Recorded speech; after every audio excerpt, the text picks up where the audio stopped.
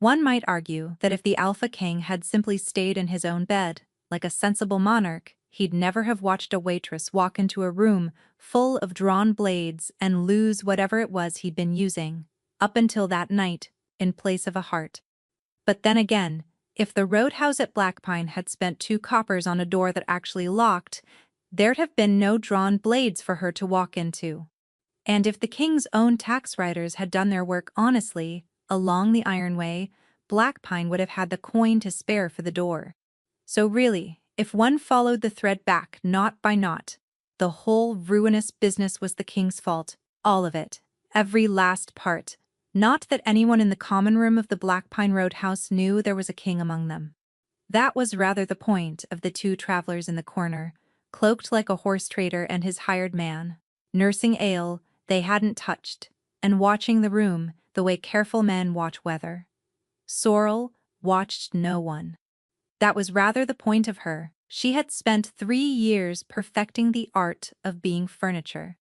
A waitress at a weighhouse on a trade road learned it, or she learned nothing. How to move so that eyes slid off her, how to set a bowl down at a man's elbow without ever once giving him a face to remember. She was tall for it, which didn't help, and quiet for it, which did. She kept her hair scraped back, her sleeves down past the wrist in all weathers, and her voice to the fewest words a body could survive on. Stew or the pie, ale or the cider, mind the step. In 3 years she had given the road nothing of herself, and the road, being a fair trader, had given her nothing back. She counted this a good arrangement. The room was full and loud and warm, which was how the trouble got so far before anyone smelled it. Drovers down from the high pastures, 2 families waiting out the rain, a card game in the back gone friendly mean over coppers. Tam, the youngest of Corvin's servers, ferried tankards with his ears pink from a joke he didn't understand. Willa laughed at the bar. It was for the length of one held breath, an ordinary night. Then the door that didn't lock came open on the wind, and 3 men came in with it. Sorrel knew what they were before she'd finished turning. Everyone did. It was in the way the warmth went out of the room ahead of them, the way the drovers' wolves lowered their eyes without deciding to, the animal underneath, the man reading the animal underneath the men, and voting, unanimously and instantly, to be somewhere else. Rogues, packless, the kind the road coughed up when a season went bad. Wolves who'd been cast out or run off and found that the far side of loyalty was a great deal of freedom and very little to eat. They came in, wearing the road's grime, and that particular ready looseness that meant violence had stopped being a last resort for them some time ago. The big one in front had a bounty hunter's iron manacle swinging from one fist, and a look that was already searching faces. "We're owed a man," he said. To the room in general, "Pleasant as you please, ran this way 3 nights back. Ranald calls himself skinny, lies, somebody here's fed him." His pale eyes went round the room and found, of all people, Tam, because Tam was the only soul in the place young enough and green enough to have gone still as a struck rabbit, instead of blank as a wall. "You," the rogue said, and smiled. "You've a guilty little face." "He doesn't know anything," said Willa, too fast, from the bar, and that was the wrong thing, because now the rogue had 2 faces to enjoy. He crossed to Tam without hurry. The manacle came up and hooked almost gently into the boy's collar, and the boy made a sound. One of the others drifted to put his back to the door. The third let a knife fall open in his hand, just to watch the light run down it. And the room did what rooms do. It leaned away. 40 people found something to study in the grain of the tables. The 2 cloaked travelers in the corner went very still, and the younger of them, the one who wore his cloak like a costume rather than a habit, began slowly to rise, and the older gripped his arm at the wrist and did not let go, because whatever those 2 were, they were not here to be seen, and a scene was the one thing they could not afford. So there was no one at all between the boy and the men who'd already decided how the night was going to go, except that, at the bar, a waitress set down her tray. She did it without any sound to it. She simply stopped being furniture, which was so strange a thing for the furniture to do that the few who noticed forgot to breathe. She stepped out from behind the bar, and she did not go to the door, which was where every sane instinct in the building was straining, every wolf in the place wanting nothing on this earth, but away she turned the other way. She walked, unhurried, into the middle of the room, straight down the open lane of floor toward the three armed rogues, and the boy hanging off the end of an iron chain, toward the exact center of the only thing worth running from. In the corner, the younger traveler stopped fighting the hand on his arm. He had gone completely motionless, and his eyes, which had been flat and gray and tired all night, had come open wide and bright and fixed on the waitress crossing the floor, as though the whole rest of the world had quietly been carried out of the room while he wasn't looking. The rogue with the chain heard her boots at last. He turned, dragging the boy round with him, and looked at the plain, tall woman walking into his blade, with no weapon in her hands, and no fear anywhere on her. And for the first time all night, something crossed his face that wasn't hunger. "Dat," he said slowly, "is a bad idea, love." Sorrel didn't stop. She came on until she was close enough to touch the iron, close enough that the knife man on the flank could have opened her from hip to shoulder before she drew a second breath, and she looked at the big rogue with those careful, giving-nothing eyes, and she opened her mouth to say the first full sentence she had spoken to a stranger in 3 years. "Let go of the boy," Sorrel said, "and I'll tell you where Ranald went." It was not what anyone expected, least of all the rogue. He had braced for a scream or a plea or a fool swing, and instead, a waitress was offering him a trade in a voice with no wobble in it at all. It threw him half a heartbeat off his rhythm, which, as it happened, was the entire point, though only 2 people in the room understood that yet, and one of them was her. "Where?" he said. "Not while you're wearing him." She nodded at the chain. "I don't bargain with a knife at a child. Put him down and step back 1 pace, and you'll have your man by morning. Keep hold of him, and you'll have nothing and a very long night." He wasn't a clever creature, but he was a greedy one, and greed will do a clever thing now and then, by accident. He weighed the plain woman, found no threat in her he could name, and decided a wayhouse mouse was cheaper to indulge than to gut. He opened his fist. Tam dropped, scrambled, fled behind the bar into Willa's arms. And the moment the boy was clear, the moment the chain swung loose, and the big man's weight settled back onto his heels, for that one promised pace, Sorrel moved. Afterward, no one at Blackpine could agree on what they'd seen, because it was over before their eyes caught up to it.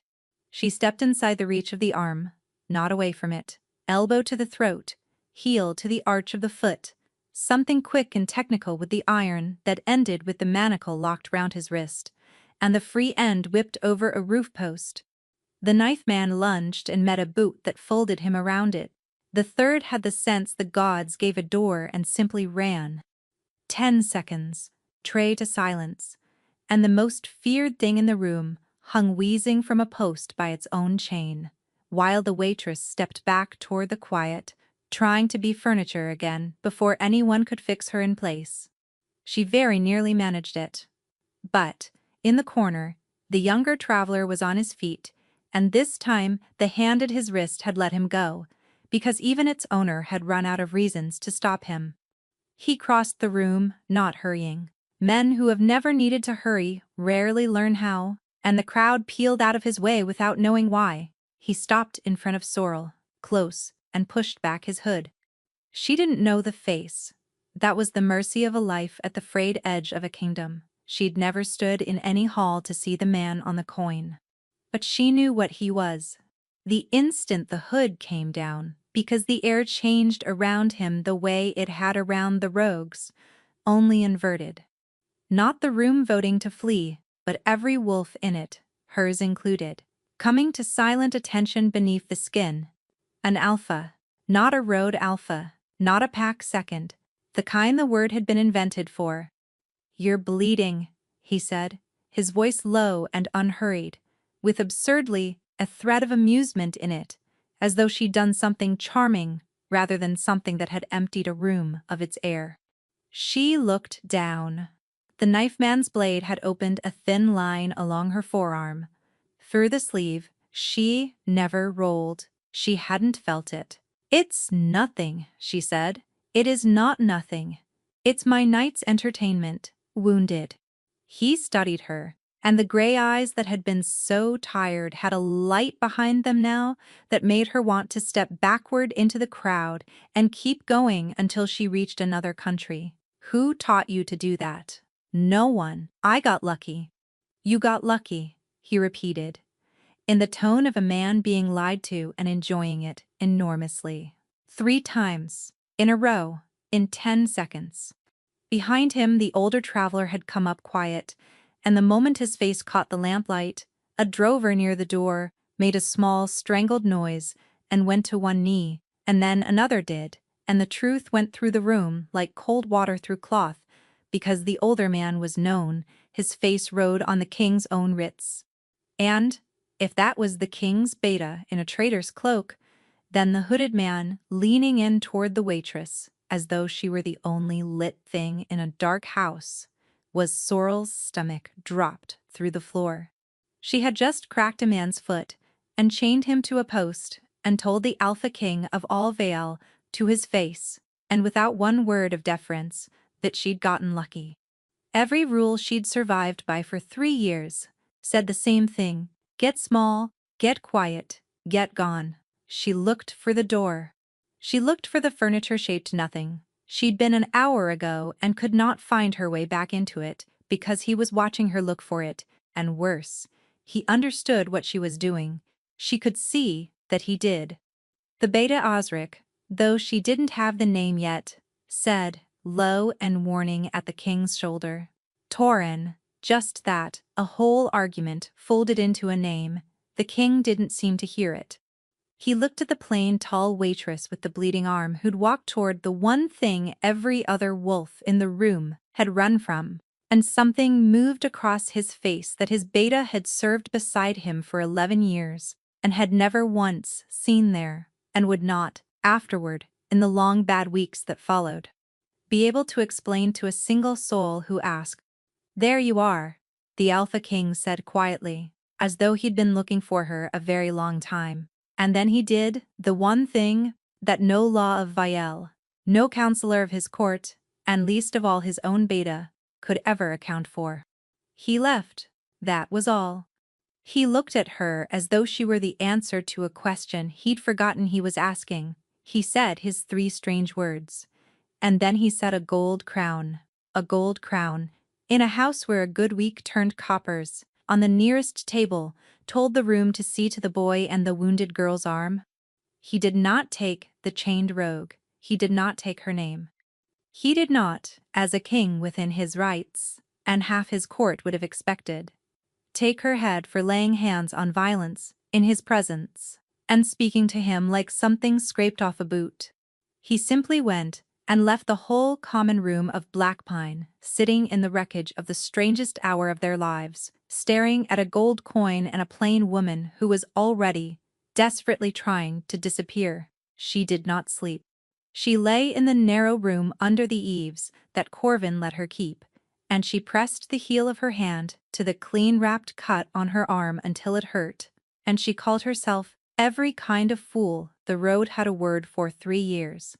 3 years of being no one, of being careful, of keeping her sleeves down and her past folded up small and buried where no one would ever have reason to dig, and she'd thrown it all onto the floor of a common room in 10 seconds because a boy had made a frightened sound. She knew better. She, of all people, knew exactly better. And underneath the fear, humming where she refused to look at it, was the other thing, the worst thing. The way the air had changed when the Alpha turned toward her, the pull of it, low in her chest, like a hand closing around a rope she hadn't known was tied to her. "There you are," as if he'd felt it too. She turned that over and over, and got nothing useful from it, and filed it, with grim determination, under too little sleep, and never again. Morning was worse, because morning brought company. "He's not going to remember," Tam offered, hovering in her doorway with two others crowded behind him, all of them the particular gray color of young people who have stayed up all night deciding a thing is fine. A king. He sees 100 taverns. He won't. He left a gold crown, Tam, said Willa, elbowing in. Men forget the places they spend coppers. Nobody forgets where they left gold. Best case, Tam pressed on valiantly. He thinks she's clever and lets it. Best case, Willa said, flatly. He never thinks of her again, and that's a coin's odds at best. She crouched to Sorrel's level, and her voice gentled in a way that was somehow more frightening than the fear. Sorrel. What were you? Before here. Because whatever you did last night, a waitress can't do it, and if the king works that out before you're long gone, plain and quiet won't save you, and neither will any of us. What were you? Sorrel looked at the three worried faces and felt the old buried thing shift in its shallow grave. She had never told them. That had been the whole architecture of the last 3 years, that no one, not Tam, not Willa, not even Corvin, who'd taken her half-starved off the Ironway and asked no questions, would ever have a true answer to give if a king's man came asking. A servant, she said, which was a word doing an enormous amount of work. In a hard house, you learn things. Nobody believed her. Mercifully, nobody pushed, because at that moment, boots came up the stair, 2 at a time, and Corvin filled the doorway, and one look at the roadhouse keeper's face emptied the room of everything but dread. He was a broad, grizzled, watchful man, Corvin, gone gray at the temple and easy with his hands, and in 3 years Sorrel had seen him unsettled, exactly, never. He looked unsettled now. He looked, in fact, afraid. And something else underneath it, something she was too frightened to read properly and would spend a great deal of the coming weeks wishing she had. There are riders in the yard, he said, vile colors. Come at first light, up from Thornhall, which is a hard 2 days, which means they turned for here, the moment the king got home and didn't stop to sleep. He wet his lips. They're asking for the waitress with the gray eyes, by description. Not by crime. Not by crime, Willa repeated, seizing on it. Then it's not an arrest. That's mercy. It is not an arrest, Corvin agreed slowly, and his gaze settled on Sorrel, with an expression she couldn't parse. Weighing her the way a man weighs something he is deciding what to do with. The king requests that she come to Thornhall as his guest. There's a horse for her, kindness in every word of it. He crossed the little room and to her surprise took both her cold hands in his big warm ones, and for one moment the fear on his face looked almost like grief. You don't have to go, girl, he said, low and strange and urgent. Whatever this is, whatever he thinks he saw, you say the word, and I'll get you off the back road tonight, and no king's rider will ever find you. Do you understand me? Don't go to that house. And Sorrel, who had survived 3 years by trusting exactly one man on the whole of the Ironway, looked into the frightened, insistent face of the person who'd saved her life and could not for the life of her work out why the pull in her chest. That low, taut, unaccountable rope had just gone tight as a drawn bowstring. With quiet and total certainty, toward Thornhall. Thornhall was not what she'd braced for, which was itself a kind of cruelty, because it is easier to keep your feet in a place that hates you cleanly. She'd expected a cell, or a courtroom, or at the very least a great many spears. Instead, they gave her a bath, and a room with a window, and a supper she didn't eat, and left her overnight to imagine every worse thing a king might be saving for the morning. By the time the summons came, she'd have almost preferred the spears. They brought her, not to a dungeon, but to a hall, a long, cold, beautiful room, with a fire at one end, too far from anything to warm it, and perhaps 30 of the king's people arranged down its length in the particular stillness of a court that has been told something interesting is about to happen and intends to enjoy it. Sorrel walked the length of that floor with every eye on her sleeves and her plainness and her road-worn boots, and she understood, with the clarity of long practice, that she was being displayed. The only question was, what for? Torin lounged at the head of it in a chair. He was too restless, for one boot hooked over the arm, looking for all the world like a man who'd wandered into his own throne room by accident and decided to stay for the entertainment. He brightened when he saw her, the way no king should ever brighten at anything, and beside him Osric's jaw did something complicated. "There she is," Torin announced, to the room delighted. "My roadhouse marvel! Captain Renwick was just telling me it's impossible." A broad, iron-gray man, at the king's right, the guard captain, she'd learn, and a man who wore his disapproval like a second cloak, inclined his head stiffly. "I said, Majesty, that a tavern girl cannot have disarmed 3 armed rogues, because tavern girls cannot do that. It is not disapproval, it is arithmetic, and yet—" Torin's gray eyes came to rest on Sorrel, bright and unhurried and entirely too knowing. "Show the captain his arithmetic is wrong, would you? He so rarely gets to be." She said nothing. Nothing had kept her alive for 3 years. She saw no reason to abandon a good policy. Now, nothing to say. The king sighed happily, as though her silence were a gift he'd been hoping for. "Do you know, that's the 3rd time you've refused to explain yourself to me, and I find I like it more each time. Everyone in this room explains themselves to me, constantly, unbidden, at length. It's exhausting." He swung his boot down off the chair and stood, and the idle amusement did not leave his face, but something underneath it sharpened, and the court leaned in. "So I've decided to stop asking. Sorrel of Blackpine. That is the name, isn't it? The one you didn't give me. I am appointing you to my personal shield." The hall made a sound. Renwick made a louder one. "Majesty." A woman walked toward the blades in a room where 40 of my subjects walked away, Torin said.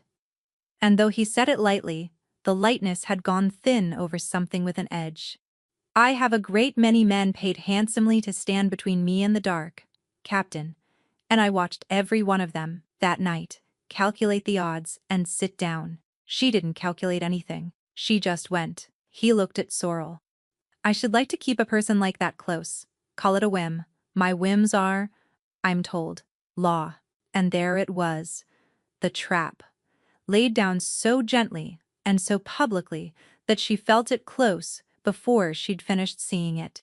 Refuse. And she spat a king's honor back in his face before his whole court, which no woman with anything to hide could do, without inviting exactly the scrutiny she'd crossed a kingdom to avoid. Why would a waitress turn down the safest post in Vielle, unless she had reason to fear being looked at? Except, and she was bound to Thornhall, roofed and watched and named, her sleeves one bad afternoon from betraying her. The road she'd always kept at her back, now a 2-day ride away behind a wall of the king's own men. There was no third door. He had built the room without one. She had time, in the space of a single breath, to admire it. It was good work, better than good. It was the work of a man who understood people the way she understood a room full of strangers, who had read her whole history of hiding in the 10 seconds it took her to cross a common room floor, and then built a cage from the one bar she could never bring herself to bend, which was her own need not to be looked at too closely. Kings were supposed to be stupid. That was nearly the first article of faith on the Iron Way. Corvin had said it 100 times over 100 suppers. The crown's too comfortable to think. Girl, that's the whole trouble with it. But this one thought entirely too much, and had turned the whole cold weight of it, for reasons she could not begin to fathom, onto her people. "We'll say," she managed low, "that you've lost your reason, a stranger, a woman off a trade road, at your back with a blade." "People say I lost my reason years ago," Torin said cheerfully. "It's rather freeing. Say yes, Sorrel." She looked at him and understood that he knew there was no answer she could give but the one he wanted. Knew she knew it, and was watching her arrive at it, with the open enjoyment of a man who has set a puzzle he's certain of. She hated that. She hated, more, the low, tight pull under her ribs that had wanted to say yes before her mind caught up. that had been pulling toward this cold, beautiful room since a horse first turned toward Thornhall. "Yes," she said. "Majesty," the court exhaled. Renwick looked as though he'd bitten something. Torrin only smiled, and something in the smile was almost gentle, and he stepped down, and near enough that the next words were for her alone, pitched under the hum of the dispersing hall. "You can stop hunting the door," he murmured. "There isn't one, and you're clever enough to have found it if there were. But hear me, since we're to be honest with each other now and again." The idleness was entirely gone from his voice. "Whatever it is you left on that road, whatever put those calluses on your hands, and that guard behind your eyes, it is safer standing at my back than it ever was hiding in Corvin's kitchen. I don't need to know what it is." His gray gaze held hers, and dropped deliberate to the sleeve over her scarred forearm, and came back up. "I only need to know that I'm right about you, and Sorrel, I'm always right about you." The King's Guard did not want her, which was the most reasonable thing about the whole arrangement. They showed it in the small ways. Men show a thing they can't say aloud to a king's whim. A training yard that went quiet when she entered it. A rack of practice blades that turned out to be all splintered when she reached for one. A rota that somehow always put her watches back to back with the ones nobody wanted. Sorrel took all of it the way she took weather. She'd learned long ago that the surest way to make men stop testing you is to pass every test so plainly that failing you becomes more work than accepting you, and she set about it with the patient, unbothered competence of a woman who has genuinely nothing left to prove to anyone. It took 9 days.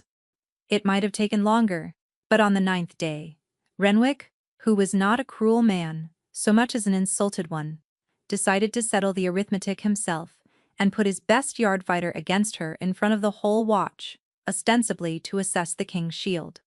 The best yard fighter was a slab of a man named, for none of the reasons that mattered now, and he came at her the way big, confident men come at tall, quiet women, and it was over rather faster than anyone wanted, and considerably more gently than she was entitled to. She could have hurt him.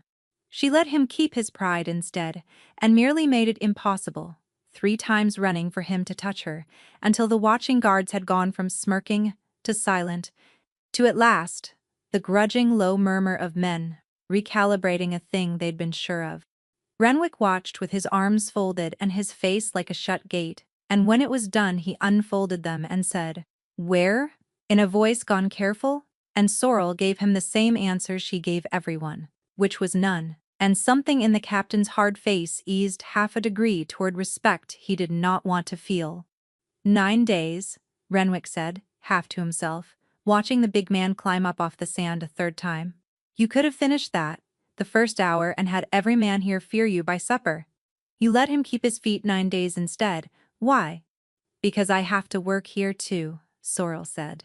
And the captain's shut gate cracked another degree, because it was the answer of a person who meant to stay, and Renwick had been braced from the start for a king's whim who'd bolt the first hard week and leave him to sweep up the pieces. It did not make him like her, it made him, for the first time, take her seriously, which was worth a great deal more. Torrin, of course, was watching from a window.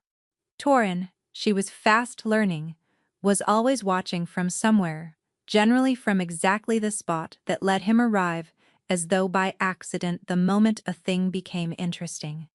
"You could have broken his arm," he observed, falling into step beside her as she left the yard, uninvited the way he did everything. "I could have. You didn't. He has to work tomorrow." She kept walking. He kept pace. It was, she'd found, entirely impossible to outwalk a man who had never once in his life been in a hurry. "You know what I think? He didn't wait, because he never did. I think you spend an extraordinary amount of effort making yourself smaller than you are, and I think it costs you something. And I think," here he ducked ahead and turned, walking backward now, so he could watch her face, which was maddening, "you've forgotten it's a choice. Come, I want to show you something, and I want you to tell me the truth about it, which no one else in this building will." The something was the watchbook. He'd had it fetched to a small, warm, cluttered room that was clearly his, and clearly forbidden. All maps and half-drunk cups, and a fire that actually reached, and he dropped the great ledger in front of her and said, without preamble, "My guard is either very unlucky or someone is stealing from me, and Renwick swears it's luck, and Renwick is honest. So I don't trust his answer, because honest men are the easiest ones to walk past. You've spent your life watching a room from the edge of it, so watch this one. Tell me what's wrong." And here was the thing she had not expected, the thing that undid 9 days of careful distance. In an hour, he meant it. There were no platitudes, no royal performance, no waiting for her to say the flattering thing. He pulled a second chair to the ledger and rolled his sleeves, and bent over the pages beside her, close enough that she could smell wood smoke and cold air and the warm animal underneath. And he actually listened, and when she found the first snag, a supply of lamp oil, signed out twice for the same night by 2 hands that shouldn't have crossed. He went still and quiet and sharp, in a way the idle court-torn never was, and she understood all at once that the idle court-torn was a coat he wore, and that this, the still one, the one who caught a thing the instant she pointed at it, was the man underneath the performance, and that almost nobody was ever allowed to see him. It should have made him less dangerous to her, that glimpse under the coat. It did precisely the opposite. The idle king she could have guarded and gone home from. No one ever ruined their life over a coat. But the still one bent over a ledger past midnight, because a door in his house stood open, and his own tired soldiers were paying for it, had a gravity she had not thought to brace against, and she felt herself lean toward it the way a cold thing leans toward a fire before she caught the lean and despised it. She had come to Thornhall to become no one. Instead, she sat in a forbidden little room, letting a king show her the one face he showed the world, and wanted, to her genuine disgust, to be shown more. "There's another," she said, before she could stop herself, and he said, "Where?" in a voice with nothing lazy left in it, and she leaned across him to turn back 3 leaves, and he turned his head at the same moment, and they were suddenly very close over the page, close enough that the low tight rope under her ribs pulled hard, and she watched his eyes drop to her mouth and come back up, and neither of them moved for one long, unlawful breath. Then she looked down at the ledger, and it saved them both. "There," she said unsteadily, and pointed. "The gate rotations. Someone's been leaving the east postern thin 1 night in every 9. Always the 9th. Always the same names off it." She frowned at the neat, treacherous column. The guard in her fully awake now, the pull forgotten in the older, colder thrill of a wrongness caught. "That's not luck, Majesty. That's a door. Someone's holding open on purpose on a schedule." Torrin looked at the column, and then at her, and the warmth went out of the room a little. "The 9th, he said softly. "That's tomorrow. They should not have gone up onto the east wall themselves." Sorrel said so, plainly, twice, and was overruled both times by a king who had apparently decided that the fastest way to catch a thing holding a door open was to stand in the door and be catchable, which was either the bravest or the stupidest security philosophy she'd ever encountered, and she'd served under both kinds of men. "If someone means to use that postern tonight," Torrin reasoned, in the maddening tone of a man explaining the obvious, "then someone must be worth using it for. I am generally the most worth it thing in the building. Ergo?" He spread his hands. "Bait catches more than a locked door ever did. Bait dies more too. Not with you up here." He said it lightly, but there was something under it, some flat certainty, and it snagged at her the way the ledger had. He was not nearly frightened enough. She'd stood 100 watches beside men waiting for violence, and every one of them had carried the particular held-breath stillness of not knowing if they'd see morning. Torrin carried none of it.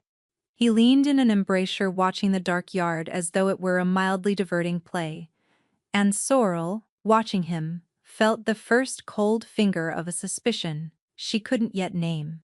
So they waited, and the dark came down thick over Thornhall, and the fortress settled into its night shapes around them. Torin, who could not, it seemed, hold his tongue for the length of a full watch, filled the waiting with a low idle stream of nonsense. The failings of his counsel, the correct and much disputed way to ruin a good horse, a long and frankly libelous account of Captain Renwick's private opinion of her, until she understood that he was doing it on purpose. That the nonsense was a kind of blanket he was holding over the both of them.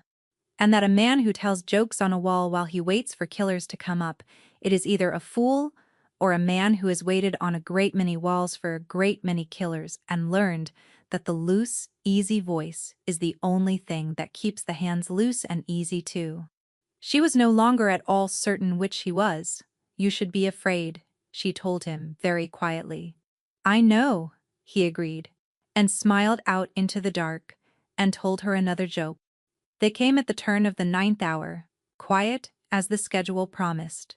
She heard them before she saw them, not the scrape of a careless boot, but the wrongness of the yard's own sounds gone missing, the small night noises of a working fortress falling silent in a spreading patch, the way a pond goes still around something moving under it. She put her hand flat on the king's chest and pressed him back off the embrasure without a word, and for once he obeyed without one. 4 of them came over the thin-held postern and up the wall stair, and they came like men who knew the ground, knew which step gave, knew where the torch brackets left a blind, knew above all exactly where on the wall the king would be, which no outside enemy could have known. That single fact landed in Sorrel even as she moved. "These are ours." Then there was no more room for thinking. She took the stairhead, because a stair is a gift to one defender, and a curse to 4 attackers, and she made them come to her one and a bad, 2 at a time. The first she turned into the wall and put down. The second was better, quick and trained, and they traded 3 hard passes in the dark before she found the opening and closed it. The man folded with a grunt and did not rise. For half a breath the stairhead was hers and empty, and some foolish young part of her thought it might be as easy as that. It was not as easy as that. It never was. The third got past her reach toward the king, and she heard Torin move behind her. Heard, to her fury, the ring of a blade she hadn't known he was carrying, and the short competent sounds of a man who could, it turned out, not handle himself perfectly well, and had let her believe otherwise, for reasons she'd deal with later.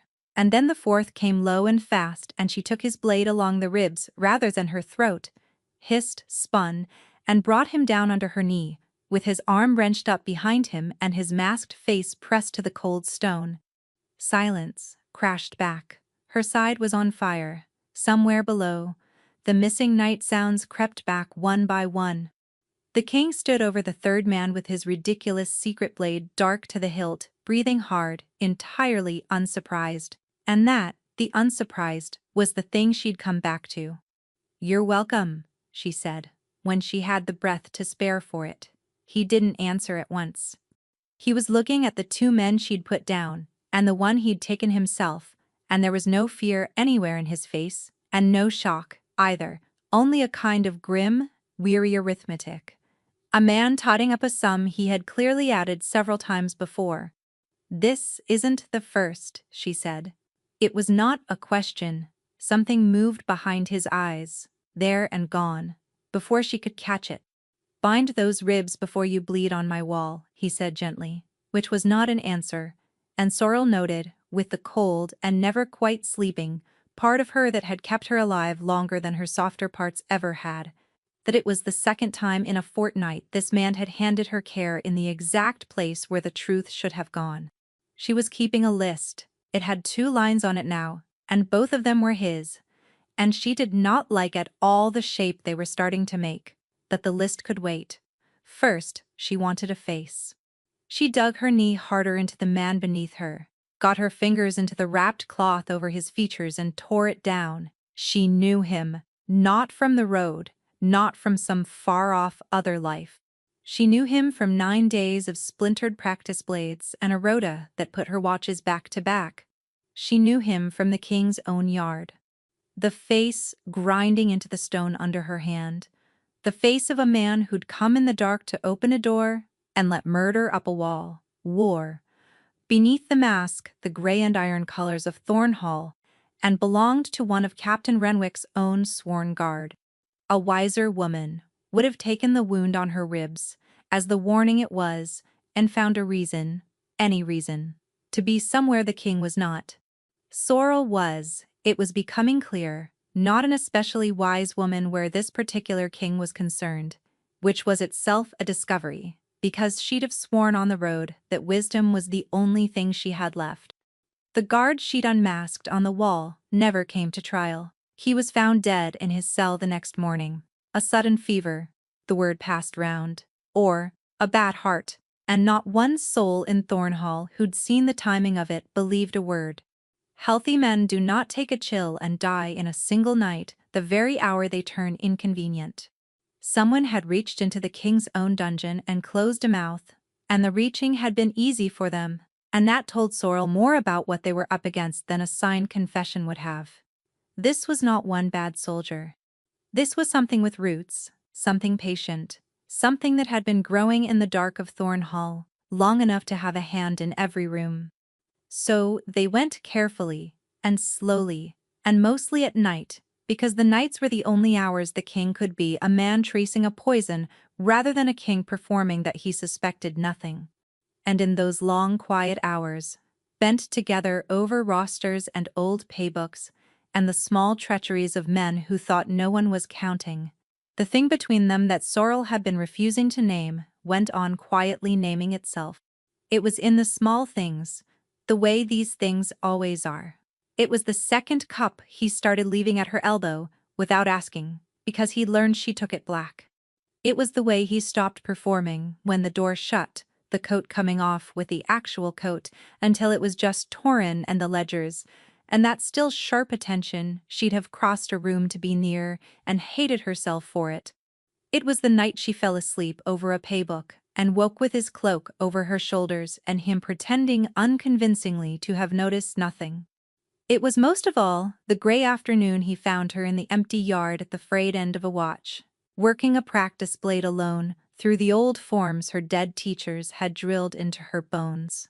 And instead of watching from a window like a sensible king, he shed his coat, took up a blade of his own and said, "Teach me the thing you did on the stairhead." She had meant to refuse. She found herself instead correcting the set of his shoulders with 2 fingers, and he went still under her hands the way he'd gone still over the ledger, and neither of them was thinking about the stairhead at all. He was better than he pretended, and worse than he needed to be, and when at last she put him flat on his back in the cold sand, gently, the way she'd spared the yard fighter, he only lay there laughing up at the iron sky, and did not get up, and looked at her standing over him, and she felt her own heart do something mutinous and unguardable. And understood she was in a kind of trouble no blade she owned had ever been forged to get her out of, and it was the questions. He asked them lightly, always, dropped into the middle of other things, but she was a woman who'd spent 3 years listening for the one wrong note in a friendly room, and she heard these land. Where had she learned the stairhead trick? Whether she'd ever served a house before Corvin's. What she remembered. This one, so gently, she almost missed the weight of it, of 3 winters past. The bad one. The year the old king died.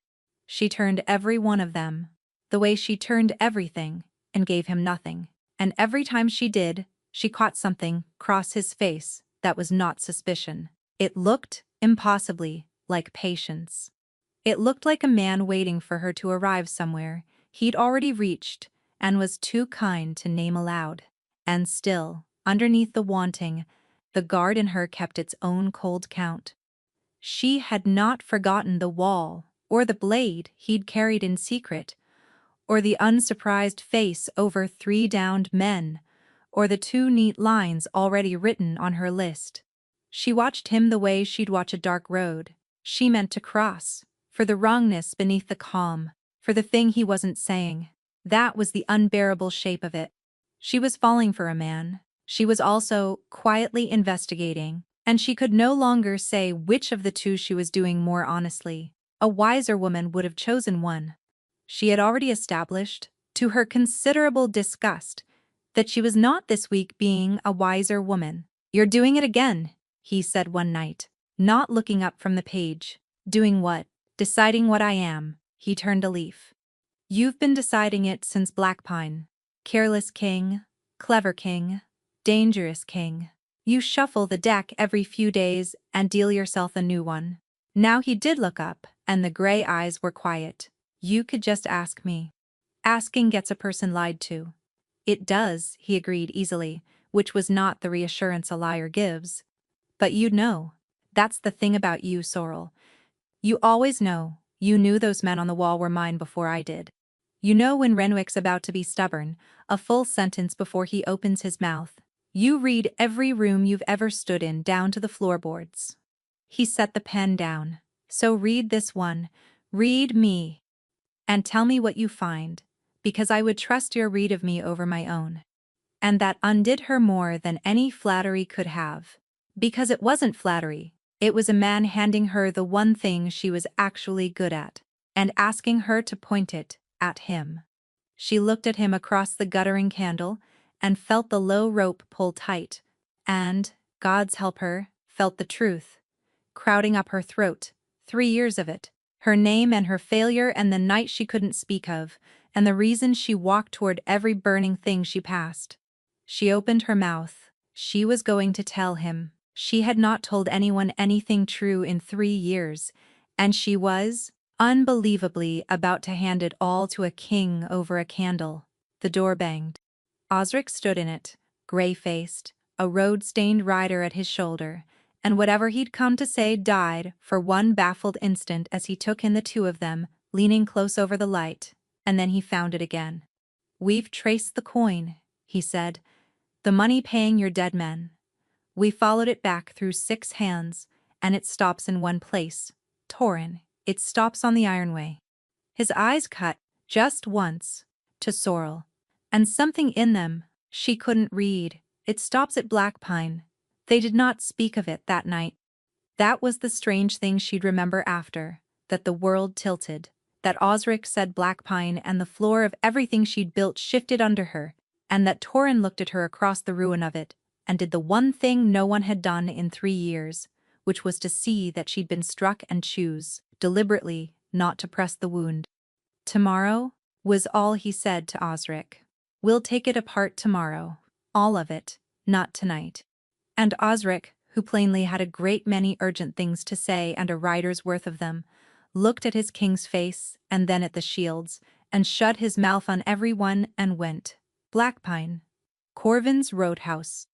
The one place, on the whole of the road, that had ever been kind to her, the man who'd hauled her half-dead out of a ditch and asked nothing, and the coin that paid for murder passed through his hands. There would be an answer for it. There was always an answer. A roadhouse on a trade road saw 1,000 purses, and couldn't be blamed for the black ones among them. She built the answer as she stood there and did not quite believe her own building. And the not believing was a cold, sick thing, because it stood too close to another thought she would not look at. "Hey!" Torin's voice, low. He'd come around the table. He didn't touch her. "Wherever you just went, come back. You don't know what you found," she said. "You think you found a purse. You might have found the only person who was ever—" Her voice did something. It never did. She stopped it. "I know," he said. "Just that."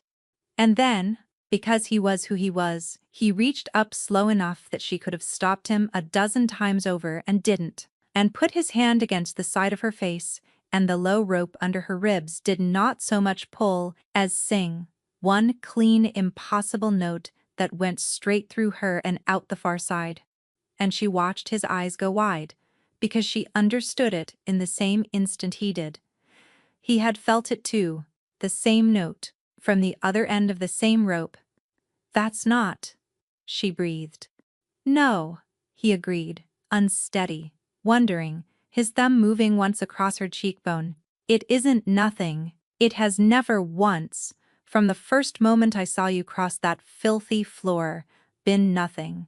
For 3 years, she had told herself, the pull was tiredness, or the ordinary animal foolishness any woman might feel standing too near a thing that beautiful, and she had been lying. And she knew now that she had been lying, because a lie does not answer you when you finally stop telling it, and this had answered. He felt it. She felt him feel it. There was no version of the careful story she'd been telling herself since Black Pine that survived the wondering, undone look on his face. She should have stepped back. She was a woman, made entirely of the discipline required to step back. Instead, she turned her face into his hand. And that was the whole surrender, that one small motion. And he made a sound low in his chest, and closed the last of the distance, and kissed her, and every careful wall she'd spent 3 years mortaring went to water all at once. There was no strategy in it. That was the thing that wrecked her, the thing she'd have staked her life on afterward. Whatever else this man was, whatever secrets sat behind the gray eyes, there was nothing calculated in the way he kissed her, like a man who had been holding his breath for a year and was permitted, at last, to let it go. When her hand found the old ridged scar through his shirt, he did not flinch from it. He let her feel it, let her feel all of it. The king who let no one see anything, setting the whole performance down in the dark for her alone. The candle guttered, and neither of them cared. She had been wanted before for her sword, for her silence, for what her hands could do to keep others safe. She had never once in her life been wanted simply because she was herself, and it undid her. And for the length of that quiet hour, with the whole treacherous house asleep around them, she let herself be no one's weapon and no one's witness, only a person a good man was glad to hold. For one night, the rope between them was not a warning, but the only true thing in a house full of lies. They stayed there a long while in the dark and did not talk, which was its own small miracle for a man who used words the way Torin did, as if silence were a wall he had to keep painting over before anyone saw through it. But he was quiet now, his hand moving slow through her hair, his heart under her ear gone even and unhurried at last. And Sorrel rested in the warm dark of a room she had no business being in, and felt the one thing she had walked away from every fire she ever passed. Not hidden, not furniture, safe. She knew better than any soul alive how well a house full of lies could counterfeit exactly this, and she let herself have it anyway, once, and despised how easily it came. She woke before dawn with his arm resting heavy and warm across her, and the rare, unfamiliar quiet of a body that had for a handful of hours stopped standing guard. She lay in it. She let herself, just for a moment, have it. Then the thin gray light found the table across the room, and the papers Osric's rider had left there, and the top sheet turned so she could read it upside down, an old muster roll, a list of names in a clerk's dead hand, and near the bottom, ringed twice in the king's own ink, a name she had not seen written in 3 years, and had prayed never to see again. Her own, her real one. The one she'd buried in a ditch outside Black Pine, the night Corvin found her. She was dressed and across the room with the paper in her hand before she decided to move, and the cold that went through her had nothing to do with the dawn. It was all there. Once she'd found the first sheet, she found the rest. And Torin, waking to the sound of it, made no move to stop her, which was somehow worse than if he had. An old shield roll of the royal house. Her name on it, and beside it a second hand, his, noting survived, confirm. A sheaf on the hollow feast. The night 3 winters gone when the old king and half his blood were cut down at their own long table, and a girl's shield had fought until she could no longer stand, and then crawled away into the dark and out of the world. Sketches of a face, her face, younger, harder, and underneath all of it, in Torin's cramped midnight hand, a single line that stopped her heart, the one who lived. Bring her in. She is the only witness left who saw the room. You knew, she said. Her voice came out very flat. In Black Pine, when you pushed back that hood and said, "There you are." She looked up, and the man in the bed she'd wept and shivered and come apart in was suddenly a stranger, wearing a king's face. You didn't find a marvel in a roadhouse. You found a witness, You'd been hunting for 3 years. Gods. You weren't falling, you were closing a file. No. He was up now, and the ease was gone, and the thing that replaced it was the still sharp Torin. The real one, the one she'd been fool enough to trust. Yes. Both Sorrel. She stepped back, and he stopped at once. The way he always did, and she hated that he knew to. The shield post, the ledgers. Read me, Sorrel, tell me what you find. All of it, to keep the one living witness of the hollow feast close and softened and looking the other way until you needed her to point. You made me a tool, the same night you made me a... She couldn't say it. The words sat in her mouth, with nowhere kind to go. I brought you in because you were the only one alive who could name the men who killed my father, Torin said, and his voice cracked straight down the center of the king and let the man show through. That is true, and I will not pretend it away. And it stopped being why by the 9th day. And that is also true, and you will not believe the second thing, because I let you find it like this. He gestured at the damning papers, at the wreck of the morning. Instead of telling you, and you would be right not to. I know it, Sorrel. Then why keep it? Because of what the roll doesn't say. He came no closer, but his eyes held her. The coin stops at Blackpine. The men who've tried 3 times to open me up stop at Blackpine. The one man on the whole of the Ironway who pulled a half-dead royal shield out of a ditch and hid her from the world for 3 years, and made very sure she never, ever went near a crown again. He said it as gently as a man has ever said a terrible thing. Sorrel, what if Corvin didn't save you? What if he kept you? The floor went out from under her a second time, and this fall was worse, because it had her whole life in it. For one breath she couldn't breathe at all. Then the breath came back, and it came back as fury. Because it was easier? Because it had to be? Because the alternative was a hole with no bottom. You don't get to do that, she said, shaking.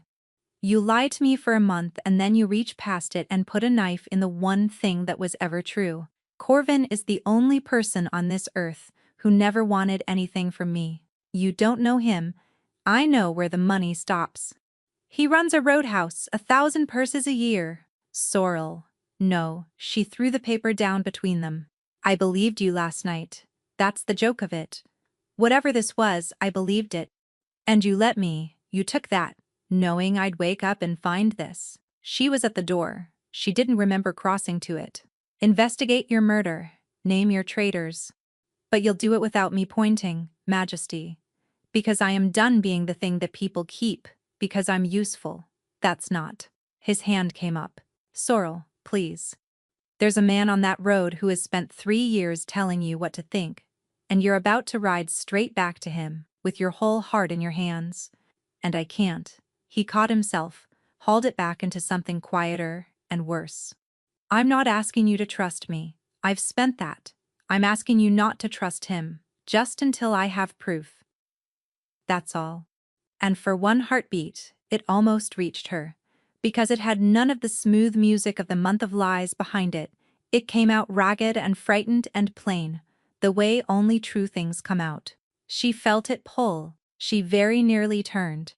But turning meant letting the king who had used her be right about the one man who never had, and she was not strong enough, that gray morning, with the taste of him still on her mouth, and her whole small, hard-won life coming to pieces in her hands, to survive being that wrong about everything all at once. So she chose the wound she already knew how to carry over the one she didn't. But she was already gone, out into the gray corridor, with the dawn coming up cold, and the low rope under her ribs, pulled and pulled toward the road, toward Blackpine, toward the one man in all the world she was sure of. And she did not once let herself wonder why a rope she'd trusted her whole life had started. Somewhere back there in that ruined bright room, to feel less like a homing and more like a leash. Blackpine looked exactly as she'd left it, which felt like a lie the moment she saw it. The same sagged porch, the same door that didn't lock, the same warm gold light in the windows that had once meant the only safety she had in the world. Sorrel stood in the yard in the failing light, with 2 days' hard riding in her spine, and understood that she had come here to be told she was wrong. She wanted it more than she'd wanted anything in 3 years. She wanted Corvin to laugh, to explain the purses, to put his big warm hands on her shoulders and make the king's careful papers turn back into what they should have been, which was a liar's clever poison. Corvin came out onto the porch before she'd tied the horse. He took one look at her face and his own, crumpled, into that grief she'd never learned to read, and he came down the steps and folded her in, and for one moment she let herself be held and hated how much she needed it. "You went to that house," he said into her hair. "I told you not to go to that house. You told me a lot of things," she said, and drew back to look at him, and made herself say it. "There's coin, Corvin. Murder coin. Paying men to open the king up. It runs 6 deep and it stops here, at Blackpine. Tell me why." And she watched him. That was the thing she could not stop being even now, even here, a woman who read a face down to the bone. She watched the exact half-instant before his face arranged itself into shock, the way a very good player glances once at his cards before he decides how to gasp, and something in her chest began, quietly and terribly, to fall. "So he's turned you," Corvin said, sorrowful, sitting her down on the step as though she were 13 again. "Gods, girl, I feared this." A crown gets its hands on a person, and it makes them see traitors in the only ones who ever love them. "Listen to me, listen." And he told it beautifully. He told her the king was not what he seemed, that the young Alpha had bought his throne in blood, that the hollow feast 3 winters gone had not been Housevarn's doing at all, but Torrhen's own a spare son clearing the table of a father and a brother who stood between him and the crown.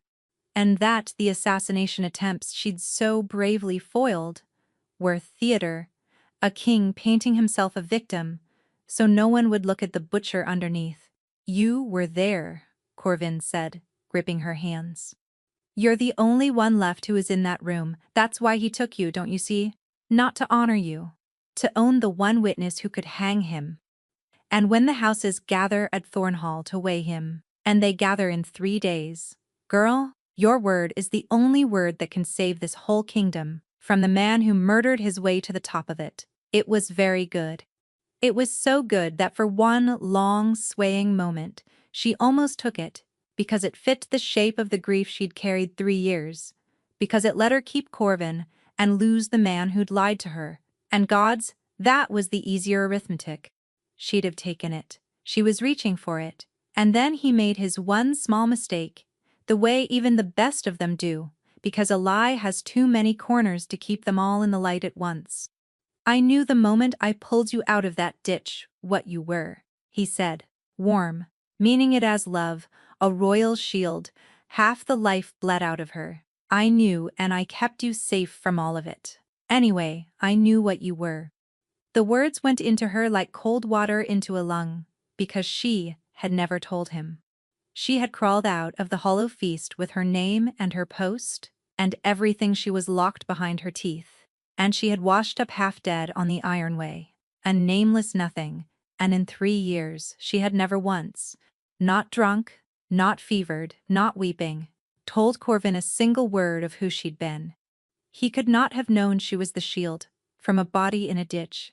There was only one way to know a bled-out survivor, for a royal shield on sight. To already know a royal shield had bled and run from that particular room. To have been counting the bodies, to have needed to know which ones got up, and with that one wrong corner lit, the whole crooked house sprang into view at once. 3 years of it, every board. The suppers where he'd told her warm and certain over the stew, that the crown was rotten, and her old oaths so much wasted breath. The gentle, endless way he'd steered her off any road that ran toward Thornhall.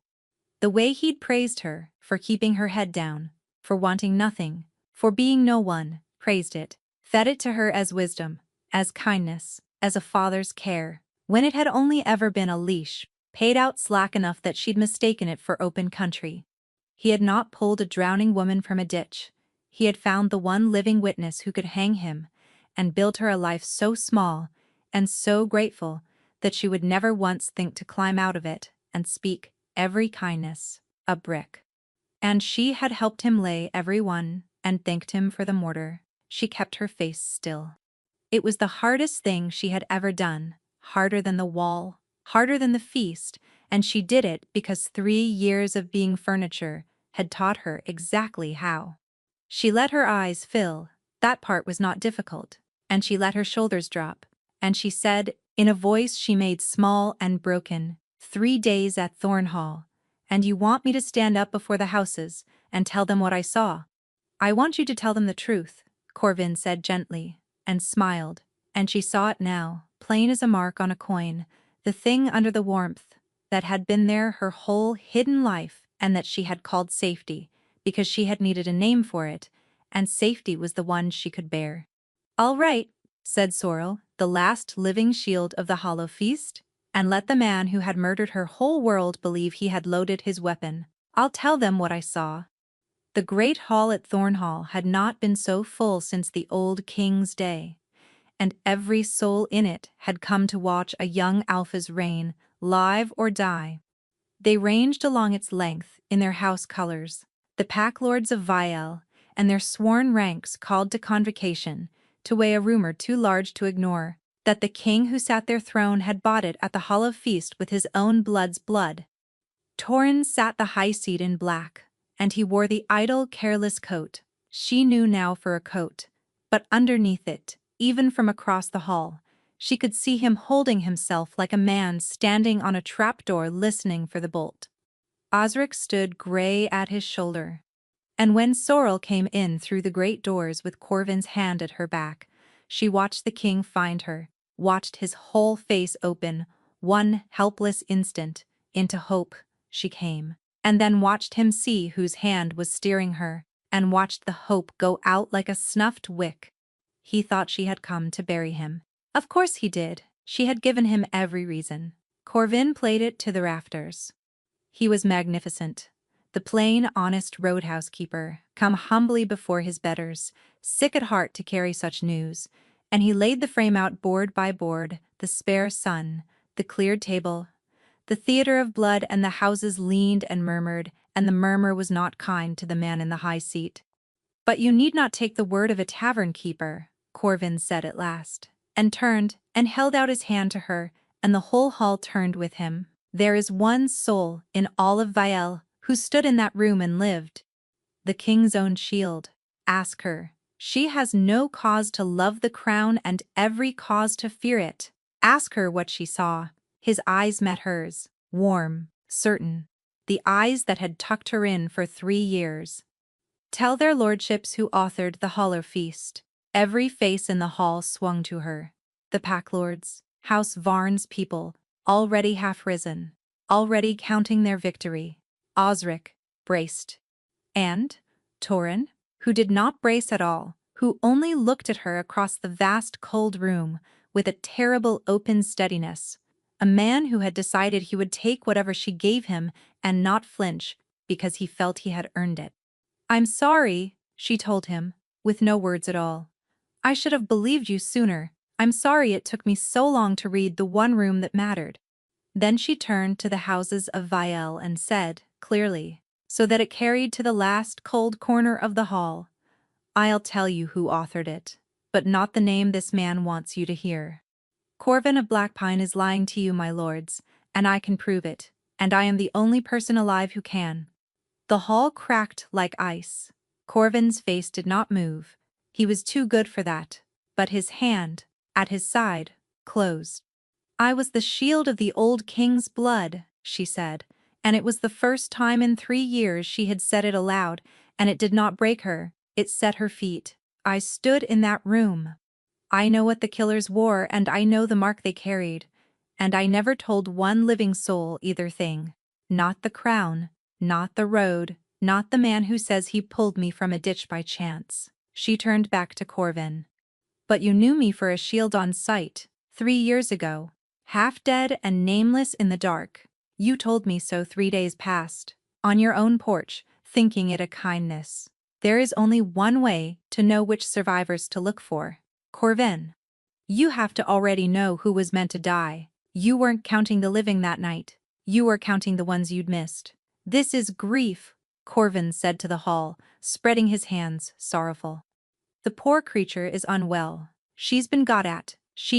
Search Black Pine, Sorrel said over him, to the pack lords, to the whole hall. Search House Varn's coffers, against the king's coin trail that stops at Corvin's own door. You'll find the purses that paid the men on the wall. You'll find the mark those killers wore, 3 winters gone. Do it now, tonight, while every man who could empty those rooms is standing here in front of you and cannot reach them. Her chin came up. That is what a true witness cost you, my lords. Nothing but the trouble of looking. Then look, said the eldest of the pack lords, into the ringing silence. And it was done. She saw it land. Saw the hall tip. Saw Corvin understand in the same instant that the weapon he'd loaded had turned in his hand. He did what cornered things do. The grieving roadhouse keeper vanished off his face all at once, and what was left underneath was the architect, cold and fast, and the knife came out of his sleeve already moving, not toward the lords, not toward escape, but toward her, because she was the proof, and the proof had to die. Somewhere Torin came out of the high seat with a shout torn raw out of him, but this one thing, out of the whole ruined tangle of her life, Sorrel knew exactly how to do. She did not think. She turned into the strike the way water turns a blade, caught the knife wrist, broke his balance over her hip, and put the man who had murdered her world, face down on the cold stone of Thornhall with her knee in his spine and his own blade skittering away across the floor. She leaned down to his ear while the guards converged. You told me the crown was too comfortable to think, she said, very quietly, just for him. You spent 3 years teaching me not to look too closely at anything. Because the day I looked closely at you, this is what I'd find. She stood and let the guards take him, and did not watch them drag him out.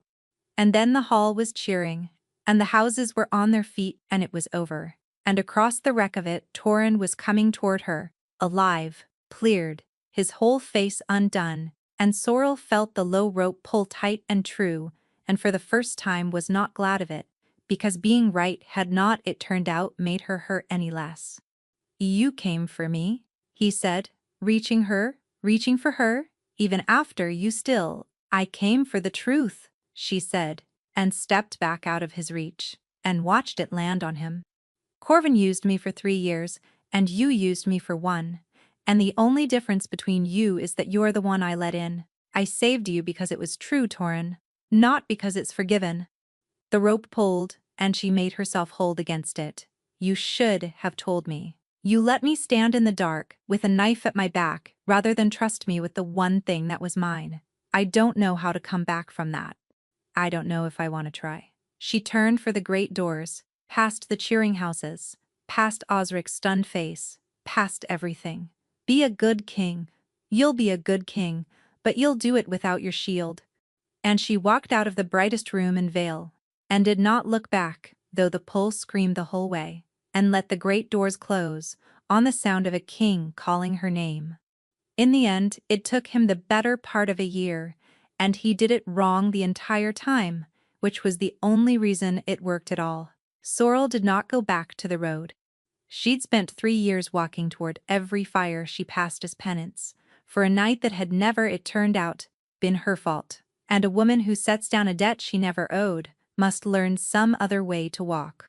So she stayed in the low country, a hard day's ride from Thornhall, took on 2 half-wild orphan pups to train, and taught them everything her own dead teachers had once taught her. It was, to her considerable surprise, something very close to a life. Torin left her alone. That was the part no one at court could fathom, least of all Osric, who had braced for a year of flowers and edicts and grand romantic sieges. None came, no summons, no gifts, no pleading letters heavy with crowns. He sent, instead, exactly one thing, in the first week, in his own cramped hand. "You were never a tool to me, and I'll not now make you a prize to be won. You are free, and Vielle owes its throne to you. I'll not spend that debt buying back the one thing only worth having freely given. If you never come, I'll understand. And I'll still be glad every day that you walked toward that room in Blackpine. Tea, and then nothing. For a year, nothing. The first time the maddening man had ever given her a door and not stood in it, and, she understood slowly, the most persuasive thing he could possibly have done. She thought about him constantly. She kept the rope closed and hated it and kept it closed. She told herself it was fading. It was not fading. It was near the turn of the year when Osric came up her lane, on a lathered horse, gray-faced, and her whole body went cold and ready before he'd dismounted because she knew that face she'd worn it. The king. Osric got out, and her heart stopped clean. They got him, after all. House Varn's last knife. "The king," he said, "has lost what remains of his reason, and I've ridden 2 days to fetch the one person who might stop him making a spectacle of the crown, because he would not be talked out of it, and would not tell me why. Not dead." Her heart started again so hard it hurt. She heard the commotion before she reached her own gate, a crowd, the wrong sounds, for her quiet lane, the particular chaos of a great many people who do not know what to do. She came round the corner of the barn, with her hand already dropping to a hilt that wasn't there, braced for the worst, and stopped. There in the muddy yard of her small, ordinary holding, in front of half the gaping Low Country, stood the Alpha King of all Vielle. No guard, no colors, no crown. He'd come alone into an unwarded yard a day's ride from anyone who could protect him. The most worth it thing in the kingdom. Standing undefended in the open like bait, like a fool, like a man who had decided the fastest way to reach the center of the danger was simply to walk toward it and be reached. The whole yard was telling him, no, he was not listening. His gray eyes had found her over every head between them, and his ruined, hopeful face broke open into something that hurt to look at. And he did the one thing that no law of Vielle, no counselor of his court, and least of all his own Beta, could ever afterward explain. He walked toward her. Straight through the chaos he'd made, across a filthy yard full of strangers, to the quiet woman at the edge of it, and Sorrel watched the Alpha King walk toward the center of the only thing worth running from, and understood that she had been on both ends of this rope from the very beginning, and that walking toward the fire had never been her penance. It had been her nature, and here, for once in her life, was someone walking it back. "You closed the bond," he said, stopping close, breathing hard. "A year, and you kept it shut, and I felt every day of it. But I woke this morning, and could not do 1 more hour of being sensible about you, Sorrel. So I've ridden here to make an enormous public fool of myself, and I find I don't care at all." His voice cracked. "I'm not asking you to forgive it. I'm asking to spend the rest of my life earning the thing I should simply have told you. Open the bond, just once. Just enough to know if there's a road back. And if there isn't," he swallowed, "I'll go, and be glad you walked toward that room, every day, until I die." And Sorrel, last shield of the Hollow Feast, who had spent her whole life reading every room down to the floorboards, and had learned at terrible cost to trust the one reading she'd been most afraid of, looked at the undefended man standing in the wreck of his own dignity in her muddy yard. It hit them both at once. A year of it, held back and doubled and pouring through, all at the same time, and she heard him gasp, and felt her own eyes flood, and there was no mask in it, anywhere. On either end, nothing kept just the two plain, true things they were, finally standing in the same open room with the door unbarred. "There you are," she said. He laughed, and it broke, and he pulled her in, and the Low Country cheered a thing it would tell wrong for a generation, and Osric put his face in his hands and gave up, at last, on ever explaining any of it, which was, in the end, the correct response, because some things aren't meant to be explained. They're only meant to be walked toward.